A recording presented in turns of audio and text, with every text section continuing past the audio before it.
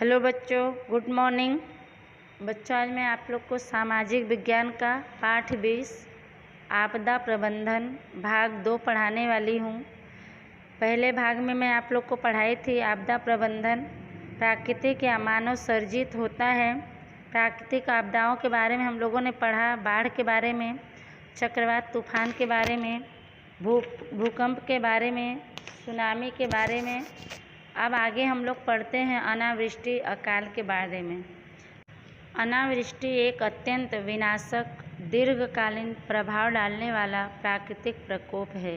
इसका प्रभाव जीव सृष्टि के अस्तित्व के दो अनिवार्य बातों, पानी और भोजन के साथ घनिष्ठ रूप से जुड़ा है। मानसूनी जलवायु वाले क्षेत्रों में वर्षा की अनियमितता और कम या नहीवत वर्षा के वर्षों में अकाल दुर्भिक्ष की समस्या पैदा होती है, क्योंकि कृषि की फसलें, अनाज तथा जीव सृष्टि पानी पर संपूर्णतया निर्भर है। कमी की परिस्थिति पानी के अभाव के कारण बनती है और ऐसी हालत में खेती तथा प्राकृतिक वनस्पतियों को भारी नुकसान हानि पहुंचती है। अकाल की स्थिति में मानव के लिए अन्न के साथ साथ पालतू पशुओं के लिए चारे की भी समस्या उत्पन्न होती है। एक ज़माने में अकाल में भूखमरी से भारी जनहानि होती थी। हालांकि आज के युग में वाहन व्यवहार और सुदृढ़ व्यवस्थापन के कारण उसका निवारण कर सके हैं। अकाल के बारे में यहाँ बताया गया है कि अनावृष्टि एक बहुत ही विनाशकारी, लंबे समय तक असर डालने वाली प्राकृतिक आपदा है। इसका असर जीव सृष्टि यानी दुनिया में रहने वाले लोगों के वजूद के दो आवश्यक बातों, पानी और भोजन के साथ गहरे रूप से जुड़ा है।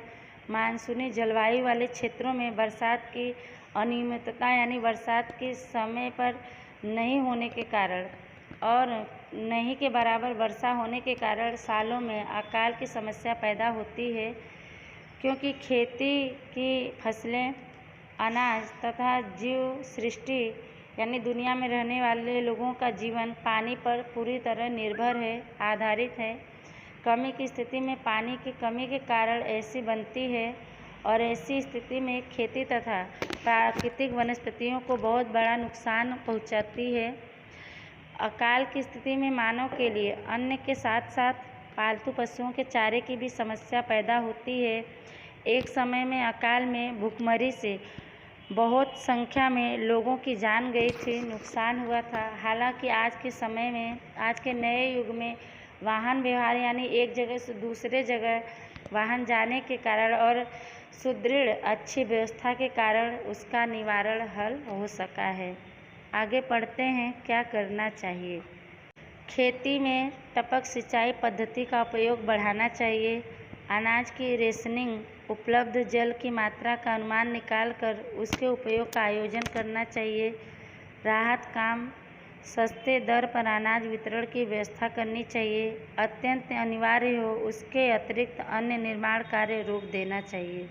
अनावृष्टि अकाल के समय क्या करना चाहिए, यहाँ बताया गया है। खेती में टपक सिंचाई पद्धति का प्रयोग बढ़ाना चाहिए। अनाज के भाव, उपलब्ध जल की मात्रा का अनुमान अंदाज़ा निकालकर उसके उपयोग का प्रबंध करना चाहिए। राहत कम, सस्ते दर पर अनाज की वितरण की व्यवस्था करनी चाहिए। जो आवश्यक हो उसके अलावा अन्य निर्माण रोक देना चाहिए। क्या न करें, इसके बारे में पढ़ते हैं। अनाज की बर्बादी रोकने के लिए बड़े भोजन समारोहों का आयोजन न करें। नागरिक अनाज तथा घास चारे का संग्रह न करें। और करें कि अनावृष्टि के समय अनाज की बर्बादी को रोकने के लिए जो बड़े बड़े समारोहों में लोगों को बुलाया जाता है, भोजन कराया जाता है, ऐसे कार्यक्रम नहीं करने चाहिए। नागरिक अनाज तथा चारे का संग्रह न करें। आगे पढ़ते हैं। आगे है दावा अग्नि दावा नल, यानी जंगल में आग लगने की स्थिति के बारे में हम लोग पढ़ते हैं। दावा अग्नि यानी जंगलों में लगने वाली आग जो बड़े पैमाने पर तेज़ी से फैलकर विनाश करती है। दावा अग्नि की घटना के लिए बिजली पड़ने के अलावा शेष सभी कारण मानव सर्जित है। सुलगती बीड़ी, सिगरेट या दिया सलाई की तीली फेंकना, पर्यटकों, यात्रियों या चरवाहों द्वारा सुलगती सामग्री छोड़ देना मुख्य है। दावा अग्नि की संभावना शुष्क यानी सूखे मौसम में पतझड़ के बाद के समय में अधिक रहती है। उस समय जंगल में सूखी घास और झरे हुए पत्ते ईंधन का काम करते हैं। यह परिस्थिति दावाग्नि के प्रसार के लिए उत्तरदायी है। दावाग्नि या दावानल के बारे में यहाँ बताया गया है कि दावाग्नि यानी जंगलों में लगने वाली आग जो बड़े मात्रा पर तेज़ी से फैलकर नुकसान करती है, विनाश करती है।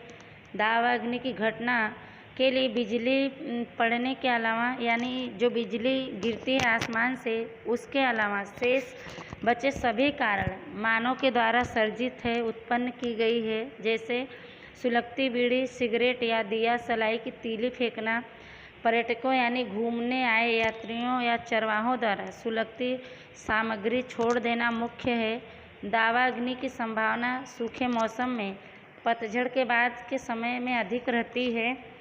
उस समय जंगल में सूखी घास और झरे हुए पत्ते ईंधन का काम करते हैं और यह परिस्थिति दावाग्नि यानी आग को बढ़ाने के लिए जिम्मेदार है। आगे है पवन तथा ज्वलनशील ईंधन दोनों का सूखा होना दावाग्नि का मूल कारण है। यह परिस्थिति दावाग्नि के प्रसार के लिए उत्तरदायी है। गर्मी, कम नमी तथा पवन चलने वाले दिनों में जंगल में आग के तेज़ी से फैलने की संभावना अधिक है। कुछ वृक्षों से झरने वाले तैलीय पदार्थ के ज्वलनशील होने से भी आग तेज़ी से फैलती है।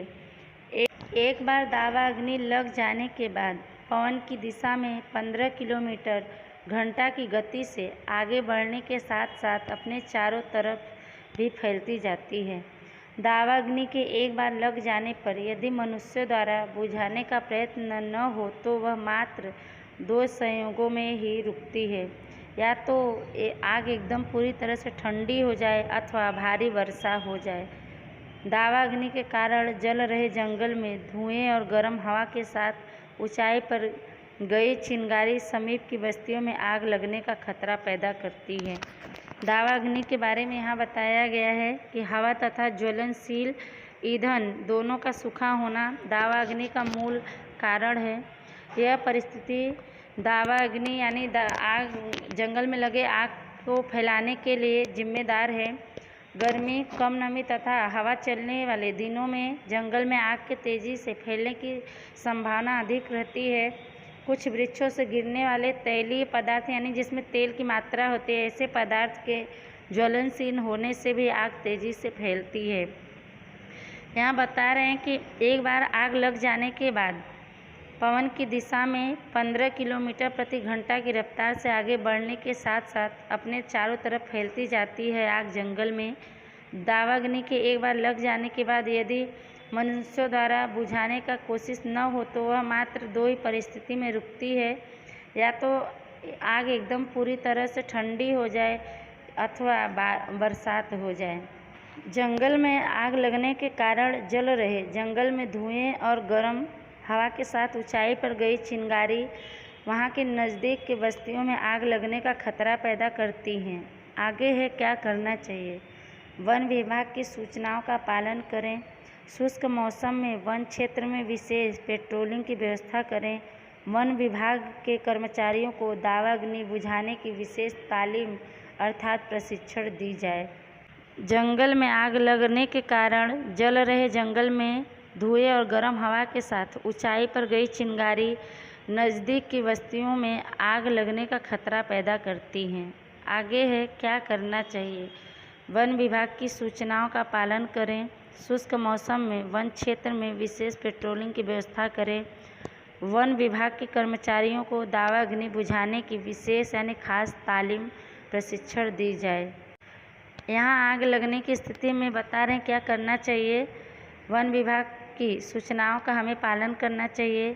सूखे मौसम में वन के क्षेत्र में विशेष यानी खास पेट्रोलिंग की व्यवस्था करें। पेट्रोलिंग का मतलब होता है थोड़े थोड़े समय पर वहां जाकर वन विभाग के कर्मचारियों को जांच पड़ताल करते रहना चाहिए। वन विभाग के कर्मचारियों को आग बुझाने के लिए खास प्रशिक्षण देनी चाहिए, जानकारी देनी चाहिए। आगे है क्या न करें। वन क्षेत्र में प्रवास करते समय सुलगती बीड़ी या अन्य चीज़ें न फेंकें। दावाग्नि के आसपास के इलाकों में रहने वाले लोग वन विभाग की सूचनाओं की अवहेलना न करें। हमें क्या नहीं करना चाहिए, यहाँ बताया गया है कि वन में जब हम घूमने जाएं तो वहाँ सुलगती बीड़ी या अन्य चीज़ें न फेंकें। आग लगने के समय वहाँ के आसपास के इलाके में रहने वाले लोग वन विभाग की सूचनाओं को नज़रअंदाज न करें, उनकी सूचनाओं का पालन करें। आगे है मानव सर्जित आपदाएं। इसके पहले हम लोगों ने प्राकृतिक या कुदरती आपदाओं के बारे में पढ़ा। अब आगे हम लोग पढ़ते हैं मनुष्यों के द्वारा किए गए कार्यों या उनके द्वारा लापरवाही से उत्पन्न आपदाओं के बारे में पढ़ते हैं। मानव के प्रत्यक्ष या परोक्ष जानबूझकर या अनजाने में किए गए कार्यों से उसकी लापरवाही, असावधानी या अज्ञानता मानव सर्जित तंत्र की निष्फलता के परिणाम स्वरूप घटने वाली दुर्घटना, जिससे जान माल का नुकसान हो, ऐसी दुर्घटनाओं को मानव सर्जित आपदा कहते हैं। मानव सर्जित आपदा के बारे में बताया गया है कि मानव के प्रत्यक्ष या परोक्ष यानी जानबूझकर या अनजाने में किए गए कामों से या उनकी लापरवाही, असावधानी या अज्ञानता मानव सर्जित तंत्र की निष्फलता यानी असफलता के परिणाम स्वरूप घटने वाली दुर्घटना है, जिससे लोगों की जान धन का नुकसान होता है। ऐसी दुर्घटनाओं को मानव सर्जित आपदा कहते हैं। आगे पढ़ेंगे। पहला है औद्योगिक दुर्घटना। इसके बारे में हम पढ़ते हैं। औद्योगिक क्षेत्रों, मिलों, कारखानों में तमाम सावधानियों के बाद भी दुर्घटना का भय रहता है। इस दुर्घटना में मानव तथा पशुओं की जान जाने का भय होता है। साथ पर्यावरण पर भी बहुत दुष्प्रभाव यानी बुरे असर पड़ता है। औद्योगिक दुर्घटनाओं के मूल में मानवीय भूलें उत्तरदायी होती हैं। औद्योगिक प्रक्रिया के विविध यंत्रों का संचालन एवं रखरखाव, उत्पादित सामग्री का हेरफेर, उनका संग्रह और वितरण भी आदमियों द्वारा होता है। इस प्रत्येक स्तर पर दुर्घटना होने की संभावना से इनकार नहीं किया जा सकता। औद्योगिक दुर्घटना के बारे में यहाँ बताया गया है कि औद्योगिक क्षेत्रों, मिलों, कारखानों में बहुत तरह से सावधानियों के बाद भी दुर्घटना घटने का डर रहता है। इस दुर्घटना में मानव तथा पशुओं की जान जाने का भय होता है। साथ ही पर्यावरण पर इसका बहुत ही बुरा प्रभाव पड़ता है।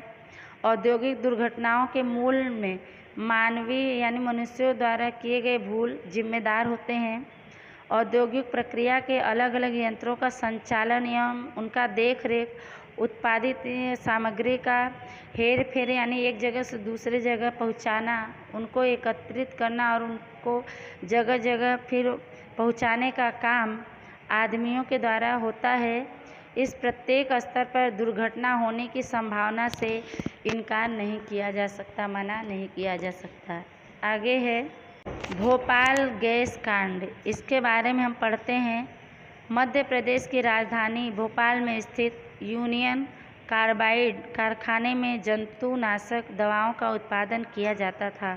वहां उत्पादन प्रक्रिया में मीक नामक एक अत्यंत ही विषैली गैस का उपयोग होता था। इस गैस को बड़ी बड़ी टंकियों में संग्रहित किया जाता था। 3 दिसंबर 1948 के भोर में उस कारखाने की टंकियों से विषैली मीक गैस का रिसाव शुरू हुआ, जो लगभग 40 मिनट तक जारी रहा। एकदम भोर में घटित इस घटना से पल भर में भोपाल में निकटस्थ घनी आबादी में तीव्र गति से गैस फैल गई और आधिकारिक आंकड़ों के अनुसार लगभग 2500 लोग मर गए। इसके उपरांत हजारों भोपालवासी इस गैस से प्रभावित हुए। मनुष्यों के अलावा हजारों पशु पक्षियों को भी विषैली गैस निगल गई। इस गैस से पेयजल, जलाशयों और भूमि गर्भस्थ एवं नवजात शिशु, गर्भवती महिलाएं, आबाल वृद्ध सभी उसके दुष्प्रभाव का भोग बने। लगभग 10,000 लोग अस्थायी रूप से विकलांग हो गए, जबकि 1.5 लाख लोग आंशिक रूप से विकलांगता का शिकार बने।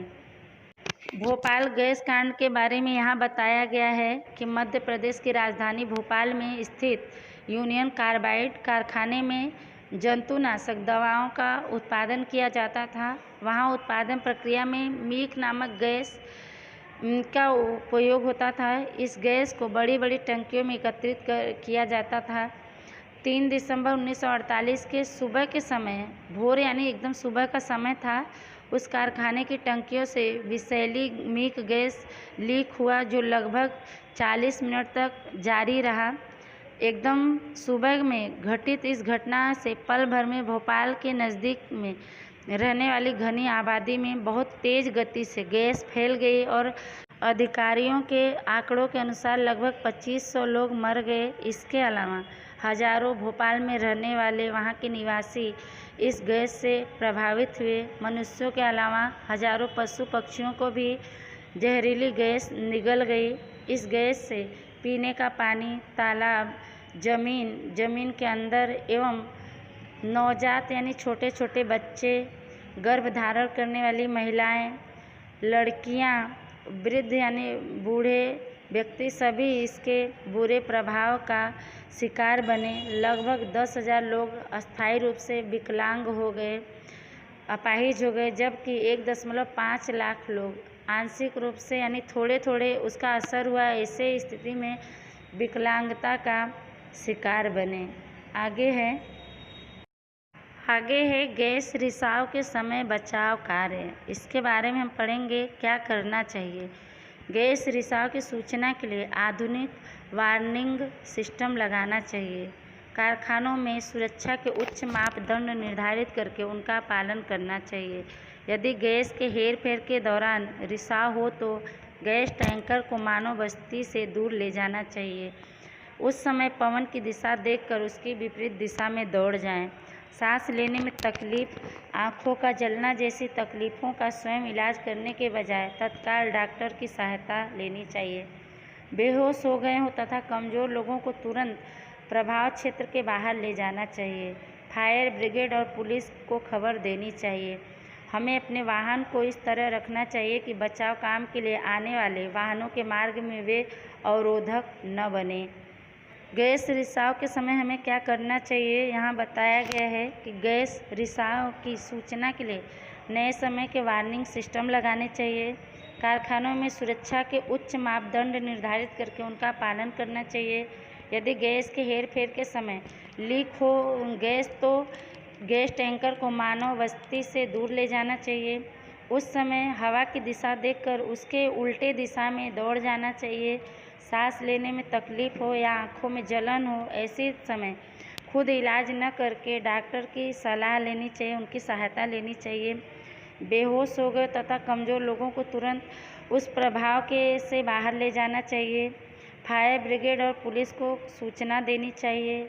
हमें अपने वाहन को इस तरह रखना चाहिए कि बचाव के काम के लिए आने वाले वाहनों के रास्ते में वो बाधक न बने। आगे है क्या न करें। बचाव कार्य में लगे लोगों के सिवा बाकी लोग वहां भीड़ न करें। जब तक प्रशासन की ओर से गैस रिसाव के इलाके को पूरी तरह से सुरक्षित न घोषित कर दिया जाए तब तक असरग्रस्त क्षेत्र में प्रवेश न करें। बचाव कार्य के प्रशिक्षण के बिना या बचाव के लिए जरूरी साधन सामग्री के बिना बचाव काम में न जुड़े। गैस रिसाव के समय हमें क्या नहीं करना चाहिए, यहाँ बताया गया है कि बचाव कार्य में लगे लोगों के अलावा बाकी लोग वहां भीड़ न एकत्रित करें, खड़े न हों। जब तक प्रशासन की ओर से गैस रिसाव के इलाके को पूरी तरह से सुरक्षित घोषित न कर दिया जाए तब तक वहां असरग्रस्त क्षेत्र में प्रवेश न करें, वहां न जाएं। बचाव कार्य में बिना जानकारी के बचाव के लिए जरूरी सामग्री के बिना वहां काम न करें या उसमें न जुड़ें। आगे है विषाणुजन्य रोग। इसके बारे में हम पढ़ते हैं। जब सामान्य परिस्थिति में बहुत बड़े इलाके में बड़ी संख्या में लोग रोग का भोग बनते हैं तब यह कहा जाता है कि महामारी फैली है। इसमें रोग के कारण लोग अपनी जान गंवा देते हैं। विषाणुजन्य रोगों के मरीजों की संख्या सामान्य रोगों की अपेक्षा तेज़ी से बढ़ती है। इनमें dengue, Ebola, swine flu, influenza जैसे रोगों ने आज तक लाखों लोगों को अपना शिकार बनाया है। हालांकि पहले की तुलना में वर्तमान समय में वैज्ञानिक संशोधनों और रोग प्रतिकारक टीकों, इलाज के उन्नत उपकरण, उपायों से संशोधनों और प्रतिकार करने में सरलता हुई है, पर साथ ही साथ नए विषाणुजन्य रोग तथा परंपरागत दवाएं असरकारक न बने ऐसे रोगों के प्रकोप का भय हमेशा मानव जाति पर मंडराता रहता है। यह भी एक कटु यथार्थ है, सत्य है। विषाणुजन्य रोग के बारे में यहाँ बताया गया है, जो वायरस के द्वारा रोग फैलते हैं। जब सामान्य स्थिति में बहुत बड़े इलाके में बड़ी संख्या में लोग रोग का शिकार बनते हैं, तब यह कहा जाता है कि महामारी फैली है। इस रोग के कारण लोग अपनी जान गंवा देते हैं। विषाणुजन्य रोगों के मरीजों की संख्या सामान्य रोगों की तुलना में तेज़ी से बढ़ती है, जिसमें dengue, Ebola, swine flu, influenza जैसे रोगों ने आज तक लाखों लोगों को अपना शिकार बनाया है, उनकी जान ले ली है। हालांकि पहले के समय में, अब के समय में वैज्ञानिक खोजों और रोग प्रतिकारक टीकों, इलाज के बढ़ते उपकरण, उपायों, संशोधनों और प्रतिकार करने में सरलता हुई है, पर साथ ही साथ नए विषाणुजन्य रोग तथा परंपरागत दवाएं असरकारक न बने ऐसे रोगों के प्रकोप का भय, डर हमेशा मानव जाति पर मंडराता रहता है। यह भी एक सत्य है। आगे है, सितंबर 1994 में सूरत शहर में प्लेग की महामारी और अभी 2015 में गुजरात और दिल्ली सहित देश के अनेक भागों में स्वाइन फ्लू और डेंगू की महामारी को तंत्र द्वारा योग्य कदम उठाकर बड़ी जनहानि होने से रोकने की कोशिश हुई है। यहाँ बताया गया कि सितंबर 1994 में सूरत शहर में प्लेग की बीमारी और अभी 2015 में गुजरात और दिल्ली सहित देश के अनेक भागों में स्वाइन फ्लू और डेंगू की महामारी को सरकार द्वारा सही कदम उठाकर बड़े जनहानि यानी लोगों की हानि को रोकने की प्रयत्न की गई है। आगे है विषाणुजन्य रोगों से बचाव के उपाय। विषाणुजन्य रोगों से बचने का महत्वपूर्ण उपाय यह सावधानी रखनी है कि उनका संक्रमण न हो। प्रचार प्रसार द्वारा लोगों को इन रोगों के होने के कारणों, परिणामों तथा बचाव के उपायों से परिचित कराना चाहिए। उसके लिए रोग प्रतिकारक टीका लगवाना चाहिए। रोगियों के इलाज के लिए अलग वार्ड की व्यवस्था करनी चाहिए। अंतर्राष्ट्रीय संगठन विश्व आरोग्य संस्था WHO की विषाणुजन्य रोगों की रोकथाम हेतु दी गई सूचनाओं और मार्गदर्शिका के अनुसार कदम उठाने चाहिए। विषाणुजन्य रोगों से बचाव के उपाय के बारे में यहाँ बताया गया है कि विषाणुजन्य रोगों से बचने का महत्वपूर्ण उपाय यह है कि सावधानी रखना और उनका संक्रमण न हो। प्रचार प्रसार द्वारा लोगों को इन रोगों के होने के कारणों, परिणामों तथा बचाव के उपायों से लोगों को पहचान करवाएं। उसके लिए रोग प्रतिकारक यानी रोग से लड़ने वाले टीके लगवाने चाहिए। रोगियों के इलाज के लिए अलग वार्ड की व्यवस्था करनी चाहिए। अंतर्राष्ट्रीय यानी विश्व स्तर पर संगठन विश्व आरोग्य संस्था WHO की विषाणुजन्य रोगों की रोकथाम के लिए दी गई सूचनाओं, बताए गए रास्तों के अनुसार कदम उठाने चाहिए। बच्चों, आज के लिए इतना ही। पाठ बहुत बड़ा है, आगे का भाग आगे की वीडियो में पढ़ाएंगे। जितना पढ़ाया गया है उसको ध्यान से सुनिएगा। तब तक के लिए धन्यवाद।